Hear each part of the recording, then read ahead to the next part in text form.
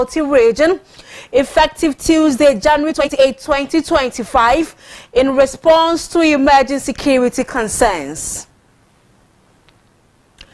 Also this morning, Speaker of Parliament Alban Bagbin has vowed to investigate a verbal altercation that reportedly occurred between Minority Chief Whip Frank Dompre and MF Fahad Castle, acting CEO of the Petroleum Commission. The Bank of Ghana has revised a timeline for the attainment of single-digit inflation to the second quarter of 2026 due to macroeconomic headwinds. Coming up later on the international front, rebel clashes rage in Congo's Goma as protests erupt in Kinshasa. The United Nations has said that there are many dead bodies in the streets and that hospitals are overwhelmed. Coming up in sports, the Ghana Football Association has appointed Belgian sports psychologist Chris Pegai to join the Black Stars technical team. Details of all these stories and many more coming up shortly. To stay with us.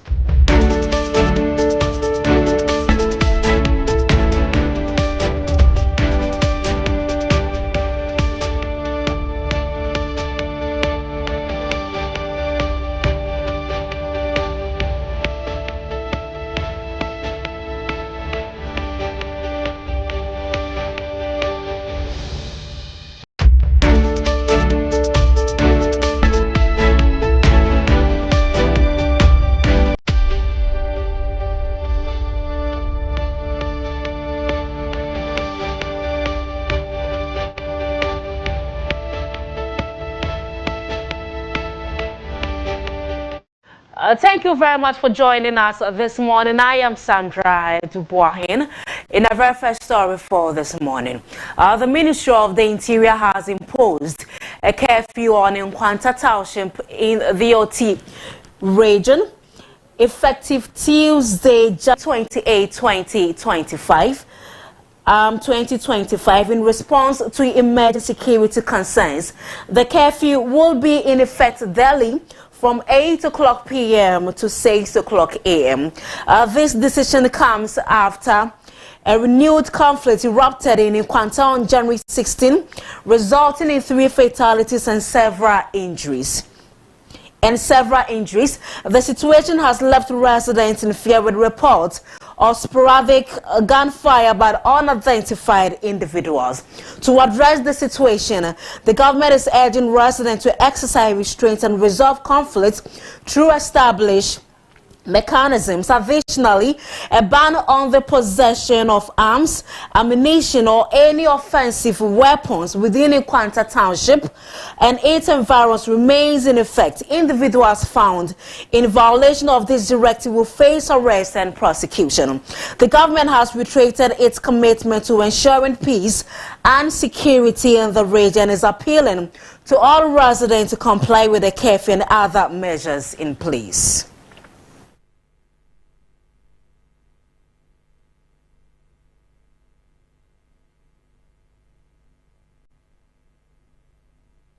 Now, Speaker of Parliament Alban Bagbin has vowed to investigate allegations that the acting CEO of the Petroleum Commission, MF Fahad Castle, made disparaging comments about Minority Chief Whip Frank Dompre.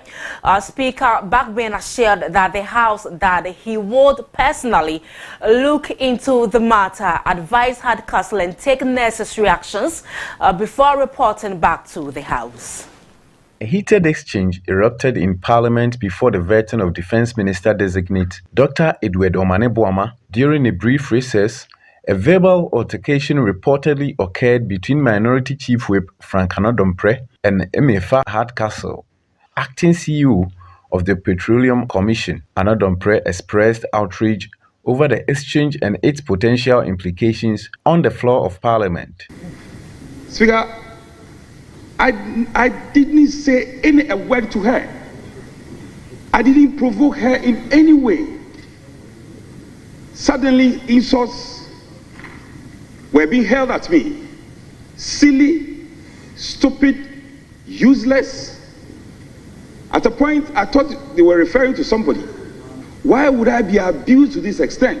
Why I haven't said anything? I haven't provoked you in any way. So not to belabor the point, I feel my reputation is lowered by these attacks.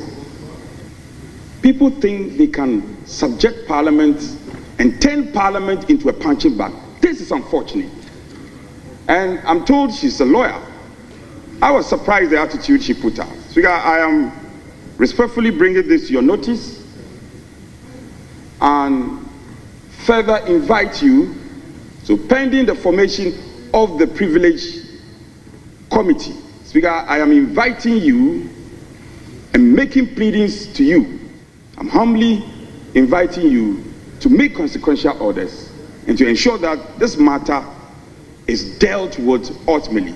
Education Minister and Member of Parliament for Tamale South, Haruna Idrisu, also condemned Hardcastle's actions, demanding a public apology and retraction. Mr. Speaker, as I listen to him, we only can appeal to him that we share what the Honourable Member for Damangu said, that this House must stand united, indeed unanimous, in condemning the conduct and in demanding an apology and a retraction of it, but to persuade our colleague not to pursue further, wanting this matter resolved at the Privileges Committee. In response, Speaker Alban Bagbin assured Parliament that he would advise Hardcastle investigate the matter, take necessary actions, and report back to the House. And as I keep on saying, if you insult your father, your child will beat you. That's how the world is created. Please, let's be more serious than we are. I end it here. I will, by Thursday, because tomorrow I will not be available. Thursday I'll handle the matter, and by Friday I'll revert to them. Away from Parliament, activist Oliver Barker-Vormawor is set to face the Appointments Committee of Parliament on Wednesday, January 29, 2025, to address the bribery allegations made against the committee's members. The allegations, which were made public on social media, claim that unnamed committee members engaged in corrupt practices. They have sparked widespread debates and questions about the integrity of the parliamentary vetting process.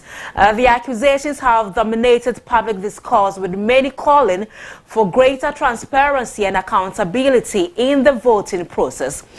Chairman of the Appointment Committee, Bernard Ahiafo, denied the allegations, calling them baseless and harmful to the committee's credibility, and directed the clerk of the committee to summon Barker-Vormawor to provide evidence to support his claims. Instead of starting vetting at least by 10 o'clock, we recall into a conclave to deliberate on this issue. We need to stop certain attitude. So therefore, I, Bernard Ahiafo, First Deputy Speaker of Ghana's Parliament and the Chairman of the Vetting Committee, wants to place it on record that myself and the committee members do not demand money from any nominee before vetting and approval. I will therefore direct the clerk of the committee to invite Oliver Barker-Vormawor to appear before the committee tomorrow at 10 before noon to provide evidence We are still on this story. Activist Oliver Bakavomawa is expected to present his evidence before the committee today, Wednesday, January 29. Through social media on Tuesday, Bakavomawa expressed his readiness to appear before the committee, stating, "This is how democracy improves. I look forward to appearing before the appointment committee tomorrow." That's today, Wednesday, January 29.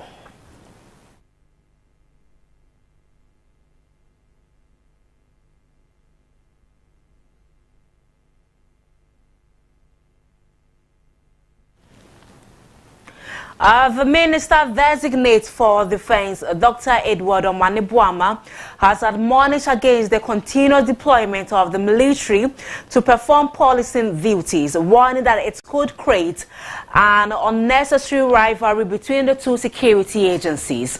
Speaking during his vetting before the Appointment Committee of Parliament, Dr. Omane-Boamah stressed the importance of maintaining clear differences between the roles of the military and the police to prevent tensions that could lead to future clashes. The collaboration between our security agencies have been very good, and I will not say that we should make perfect the enemy of good. We've had benefits from it, but clearly, where we have unexpected outcomes, we will need to address them. The joint operations that they do can also be enhanced with joint training programs, more of such.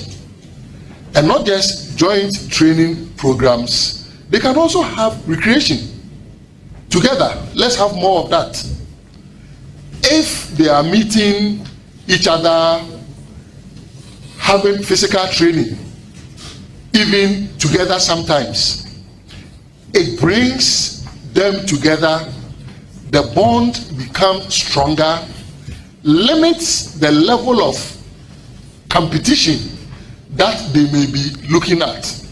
And here I want to raise something that may look like a paradox. When you push soldiers to more and more be performing the functions of the police, if you are not careful, you are painting an impression that suggests that the police are incapable of doing what they have to do. That implicitly can generate unnecessary rivalry, which may manifest later. The Minister-designate for Land and Natural Resources, Emmanuel Amakofi-Boa, has disclosed plans to introduce water gas to replace the military to combat illegal mining as part of efforts to protect rivers and water bodies. This strategic move is driven by the realization that permanent military deployment is not only costly but also unsustainable. The water guards will be tasked with safeguarding forest reserves and water bodies, ensuring the better protection of Ghana's natural resources. The Minister-designate, Amakofi-Boa, acknowledged the efforts of security agencies in combating illegal mining under previous administrations. However, he emphasized the need for a more efficient and cost-effective approach. Today, as we speak, the state of our rivers is nothing to write home about, and the police and the military has played a very critical role. If I get a chance as a minister, we are going to evaluate the new program. For example, I have very new, exciting ideas about what to do with the protection of our water bodies, because we have forest guards. What about forests? What about water guards? So these ideas are going to be thought through, and we are going to come out with creative ideas to make sure that these matters that goes to the survivor. The Minister-designate assured that the government would halt mining and the issuing of licenses for mining in forest reserves, emphasizing that the country's forest reserves have been excessively damaged. We are going to really push for another policy of Restore Ghana to deal with the issue of galamsey impacted lands and water bodies through a comprehensive land and water-based rehabilitation. These are things we are going to do to really address all the damage and heal the wounds. In the meantime, as we are doing that, we are going to make sure LI 2462 is no more, so that we can stop any further mining in forest reserve, and that's exactly what we will do. Ama Kofi-Buah stressed that his government would empower community members to mine legally and deal ruthlessly with those involved in illegal mining. Still to come, the Bank of Ghana has revised a timeline for the attainment of single-digit inflation to the second quarter of 2026 due to macroeconomic headwinds this day.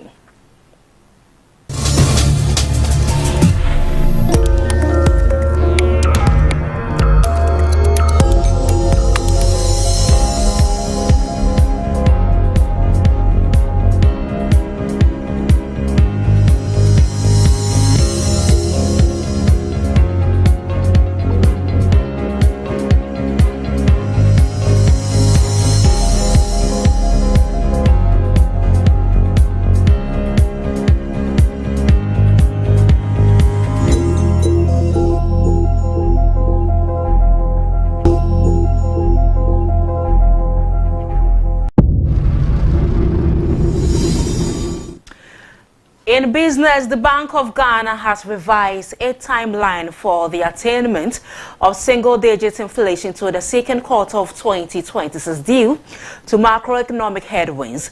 This is an extension of the previously anticipated first quarter timeline. Bank of Ghana Governor Dr. Ernest Addison made this known during the 122nd Monetary Policy Committee press briefing on Monday, January 27, 2025. With the fund program, we have what we call the Monetary Policy Consultative Clause. 23.8 puts us just on the boundary of the outer band, I believe, which calls for a discussion, mainly a discussion with the fund on exactly what policies the bank would put into place to, drive us back into the single-digit trajectory that we are looking at. And as I concluded our statement, our forecasters are saying that instead of reaching the single-digit by the first quarter of 2026, the forecast suggests that we will do that in the second quarter of 2026. Of course, all of that is predicated on the economic policy agenda, which is yet to be crafted. So we have to make some assumptions that we would continue on the fiscal consolidation path, and the budget that will be crafted would respect, the parameters under the IMF program. And given that those parameters are respected, one can confidently say that the inflation profile would be close to what forecast. In other stories, Ghana's prison system is in dire need of reform. The Member of Parliament for Kwabri East, Onyina Echampon Akwesi Jamfi, is calling on President Mahama to take action. The Member of Parliament is urging the government to establish policies that will ensure effective reforms in the prison system, bringing it up to international standards. These include addressing the issue of prison overcrowding, which is particularly acute in some prisons, and providing adequate health care to prisoners. Well, yes, it's very important that we, like what he said, one of the things I recall, that he will have a factory set up inside prison. Very laudable idea. Also outside, I had that, already there are farms. Let's intensify it, because a lot of people come out of prison more hardened than they were when they were going inside prison. And we think that prison is for reforms. That's basically the concept. But we don't get the reforms. Rather, prison sometimes has become the training or breeding grounds for criminals. And that is a no-go area. And we don't have to countenance that. We need to ensure that prison serves what it has to. If it doesn't serve the purpose, then why take them to prison to make them even more hardened, to go and breed more. People were neutral, they went in for minor demeanors, but then they turn up and they come out and they become hardened criminals. And that is unacceptable. We shouldn't have to do that, put our citizens through this ordeal for them to be worse than they were when they went in. And this is something I'm very passionate about, and I wanted the Honorable Minister to take note of that and to make sure that this, he brings in a lot of reforms that will change them, transform them into better individuals. Tensions are running high at Gisol Estate in Accra after a confrontation broke out between members of the Council of Indigenous Business Associations, SABA, and over 50 police officers. The clash occurred during a police operation to lock up shops and evict business owners, which SABA members claim was unannounced and unwarranted. Eyewitnesses report that the police officers, some of whom were masked and armed, stormed the estate without prior notice or formal documentation, sparking outrage among shop owners. Some aggrieved SABA members shared their ordeal with Globe News, stating that the police arrived early in the morning, locked up their shops, and evicted them without showing any court warrant or notice. The affected SABA members alleged that the operation was illegal and are calling on the Inspector General of Police, IGP, and President John Dramani Mahama to intervene and bring the officers involved to order. Friday, any TSA, Gissel for mobilize police illegally. I call form one a regional, no more. And a Friday in your report here. Your report here, commanders only Moshe. And then, yeah, baby. Yeah, and a payer, buy say, Jumano. Police for not testing me, no court warrant. And none say, Omune Musa. I see how this year, dear, see how they say. A Gisal for Ghana Industrial and Commercial Estate. A high Gina, I see a Ginasui. Ghana Light Industrial Estate, Rollins are buying a day Hamaye. Emma Siba for as a Yamram Ramaya Juma, our high Juma. A free sir, yes, net for publishing, yes, sir. Yet, ya career March 3rd, 2010. And I try a sick career. A free hog gets our four. Snake for the Bedna and tell us, sir.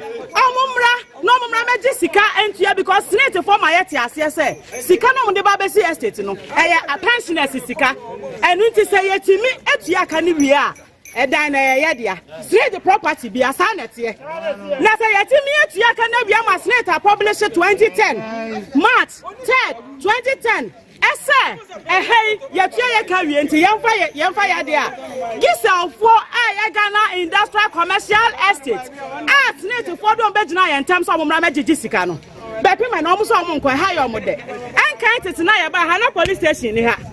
Not DVL in her, no banks in her, no fire service in her, no schools in her, and none sassy what hanging on my tone. Toilets in our hand, slate, Gisel for, and a slate, I can't bomb, at one in her. Yes, but now, Jaya, near bringing member drama, I said, a police form almost one for regional command. I saw Mumraha. No mumra kunkumye. Mo be hia Peter for had a pound for hairdressers. Yeah, my dear. The Wager District Police Command has yet to comment on the incident, but residents and business owners at Gisel Estate are demanding justice and assurance that such incidents will not recur. The situation remains tense, with Globe News reporter Samuel Ado closely monitoring the situation and awaiting a response from the police command. On the foreign front, rebel clashes rage in Congo's Goma as protests erupt in Kinshasa. The United Nations has said there are many dead bodies in the streets and that hospitals are overwhelmed. The state.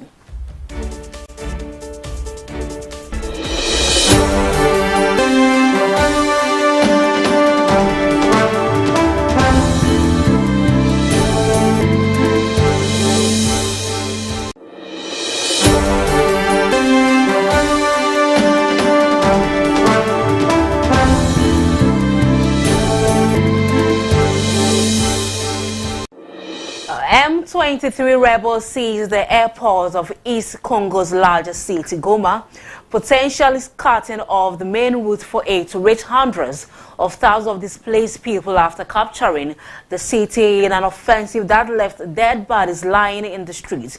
Police fired tear gas at protesters in the capital, Kinshasa, on Tuesday after embassies were attacked over the conflict in the country's east. Heavy gunfire echoed the streets of eastern Congo's biggest city on Tuesday. Rwandan-backed rebels entered Goma the day before, a dramatic escalation of a 3-decade conflict that has also triggered protests in the capital, Kinshasa. But the rebels, led by the M23 militia, are facing pockets of resistance from the army and its backers. This social media video has been verified using previous footage of the area and satellite imagery, though the identities or affiliations of the troops were not confirmed. The violence has left, the United Nations said, many dead bodies scattered in the streets. The humanitarian situation in and around Goma remains extremely worrying. Jens Lek, spokesperson for the UN's humanitarian office, said hospitals were overwhelmed. We have reports of rapes committed by fighters, looting of property, including of a humanitarian warehouse, and humanitarian and health facilities being hit. This violence in eastern Congo is rooted in the Rwandan genocide and the control of natural resources. The UN and global powers fear an escalation into a regional war like those in 1996 to 1997 and 1998 to 2003. Conflicts that killed millions, mostly through hunger and disease. In the latest diplomatic efforts to resolve the crisis, South Africa said its president Cyril Ramaphosa and his Rwandan counterpart Paul Kagame had agreed in a phone call on the need for a ceasefire. On Tuesday, the insecurity fueled anger in the Congolese capital over perceived foreign interference. Police clashed with protesters who attacked diplomatic buildings in Kinshasa, including a UN compound and the French and US embassies. This was the Rwandan embassy, its gates set ablaze. Rwanda has long denied backing M23, though UN experts have concluded that Kigali has provided significant manpower and firepower. The Congolese government and the head of UN peacekeeping have said Rwandan troops were present in Goma, backing up their M23 allies.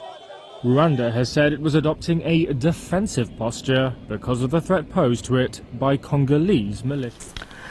Coming up in sports, the Ghana Football Association has appointed Belgian sports psychologist Chris Pegg to join the Black Stars technical team.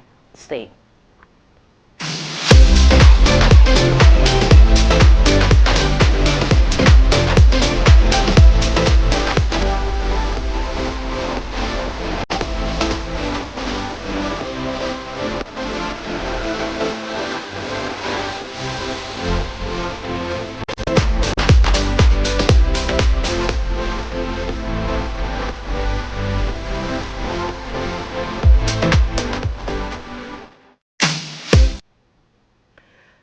The Ghana Football Association has appointed Belgian sports psychologist Chris Pegg to join the Black Stars technical team. Pegg brings over 17 years of experience in enhancing the psychological well-being of professional athletes. Pegg's impressive background includes a 15-year tenure with the Belgian Football Association, where he developed a coach education program, Psychology for Football, which benefited over 300 trainers. He also led a project supporting elite referees in their preparation and recovery. The Ghana Football Association is confident that Pegg's expertise will provide the Black Stars with top-notch sports psychology support, addressing the team's needs and enhancing their performance.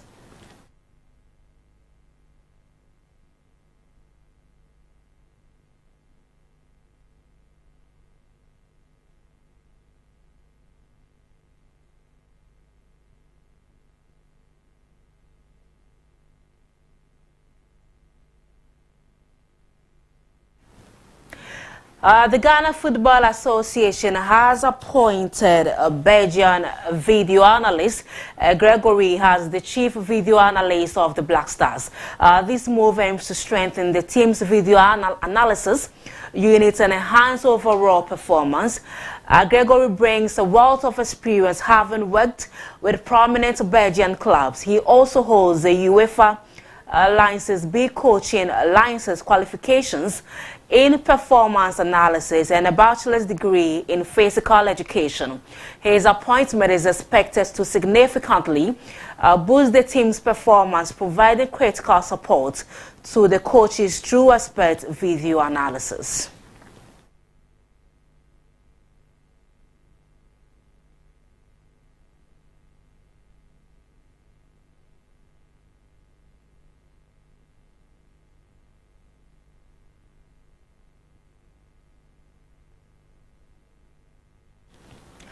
FC Barcelona will close out the league stage of the UEFA Champions League when with Brest in their final league phase game of the league. On the eve of the match, star goalkeeper Thibaut Courtois attended a press conference with Ancelotti and addressed various topics. He expressed confidence in his team's performance, and that's it for sports. We take a recap of the top stories. Speaker of Parliament Alban Bagbin has vowed to investigate a verbal altercation that reportedly occurred between Minority Chief Whip Frank Anodompre and MF Fahad Kassel, acting CEO of the Petroleum Commission. And also rebel clashes rage in Congo's Goma as protests erupt. In Kinshasa, the United Nations has said there are many dead bodies in the streets and that hospitals are overwhelmed. In sports, the Ghana Football Association has appointed Belgian sports psychologist Chris Pegai to join the Black Stars technical team. And that's it for the bulletin this morning. I am Sandra Dubois. Up next is CSA saying thank you so much for your company.